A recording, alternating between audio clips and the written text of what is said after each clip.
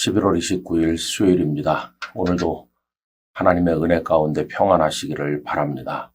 오늘 함께 읽을 오이코스 말씀은 고린도후서 7장, 8장, 9장이 되겠고 그 중에서 7장 10절 말씀을 잠시 나누도록 하겠습니다. 하나님의 뜻대로 하는 근심은 후회할 것이 없는 구원에 이르게 하는 회개를 이루는 것이요 세상 근심은 사망을 이루는 것이니라. 아멘. 일전에도 바울 사도를 향한 고린도 교회 교인들의 오해와 여러 가지 잘못된 행동에 관해서 생각한 바가 있었습니다.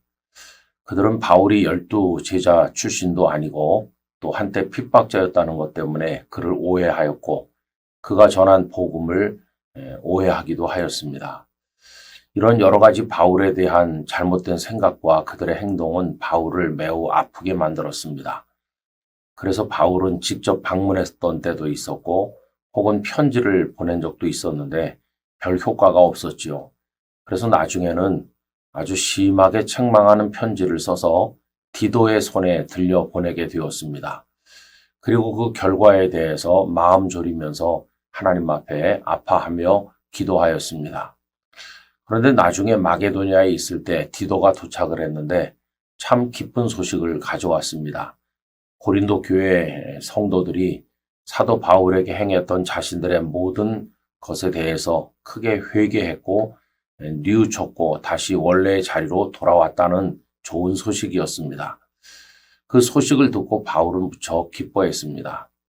한때는 심하게 책망하는 편지를 보낸 것을 후회하기도 했었지만은 그러나 그 결과가 아름답기 때문에 기뻐했던 것입니다. 그 내용이 7장 8절 9절에 다음과 같이 나옵니다. 그러므로 내가 편지로 너희를 근심하게 한 것을 후회하였으나 지금은 후회하지 아니함은 그 편지가 너희로 잠시만 근심하게 한 줄을 알미라.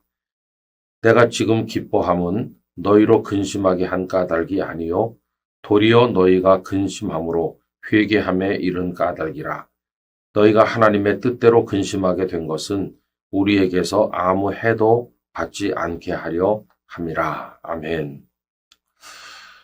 지금 우리 성경에는 고린도 전서와 고린도 후서 두 편만 남아 있습니다만은 최소한 두 편 이상의 편지가 더 있었을 것으로 생각을 하는 것이죠. 고린도 교회 성도들과 바울 사이의 관계가 무척 복잡했었다는 사실을 알게 됩니다. 결국은 해피엔딩으로 마무리된 것이죠. 여러분, 이 세상에 근심을 좋아하는 사람은 아무도 없습니다. 또 다른 사람의 마음을 아프게 하고 싶어 하는 사람도 없지요.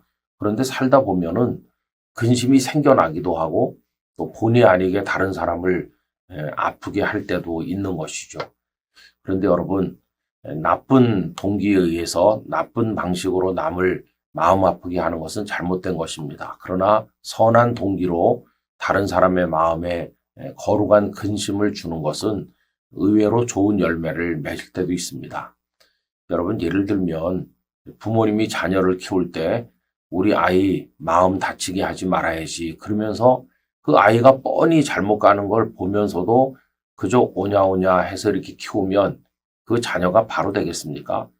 그거는 마음을 다치지 않게 해주는 게 아니라 잘못 키우는 겁니다. 오히려 호되게 꾸지람을 하고 아이로 하여금 눈물이 쏙 빠지게 만들고 부모님 왜 나를 이렇게 책망하실까 깊이 고민하게 만들어야 이 아이가 깨닫고 바로 자라게 되는 것이죠.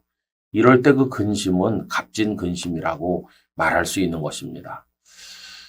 목회자가 이제 교회를 섬기면서 성도들을 만날 때 늘 고심하는 대목이 이거예요.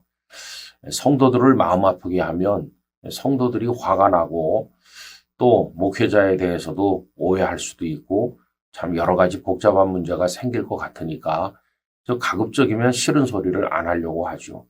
그런데 문제는 이 성도의 믿음이 잘못 간다는 것입니다. 그럴 때는 목회자가 좀 권면도 해야 되고 때로는 책망도 해야 되는 것이죠.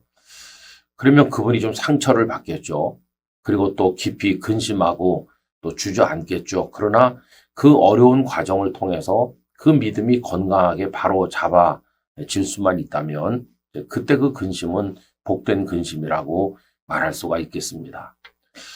여러분, 우리 자신의 경우도 그렇죠. 근심을 원하는 사람은 없고 하나님은 우리의 근심을 제거해 주시는 분이긴 하지만은 그러나 거룩한 근심은 있어야 되는 거죠.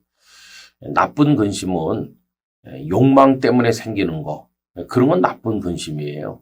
그렇지만은 내 영혼이 이렇게 게으르고 나태해서 되겠나? 하나님께서 왜 나를 이렇게 인도하시나? 이러면서 하나님의 말씀을 붙들고 하나님의 뜻대로 살기 위해서 깊이 고뇌하고 근심하는 것은 우리를 더 성장하게 만들고 하나님의 축복을 받게 만드는 거죠. 더군다나 죄 가운데 빠져 있으면서 그걸 깨닫고 근심하는 것은 우리를 회개에 이르게 하는 것이고 구원을 받게 하는 것이고 더 깊은 기도를 드리게 하고 하나님의 은혜의 보좌 앞으로 나가도록 이끌어 갈 것입니다. 그러므로 무조건 근심이 없다고 좋은 게 아니라 우리의 영혼을 바로 세워주고 풍성한 하나님의 축복으로 나가게 하는 근심이라면 그런 근심은 당연히 있어야 되는 것이고 또 복된 근심이라고 말할 수가 있을 것입니다. 이 영상을 함께 하시는 여러분, 지난 11달 동안 어떻게 사셨는지 생각해 보면서 하나님 앞에 깊은 근심의 기도를 드릴 때가 되어가고 있습니다. 하나님 앞에서 거룩한 근심은 우리로 하여금 새로운 삶에 도전하게 하고 우리 영혼을 맑게 하여 줄 것입니다. 이런 가운데 우리의 신앙이 더 건강해지기를 간절히 기원합니다.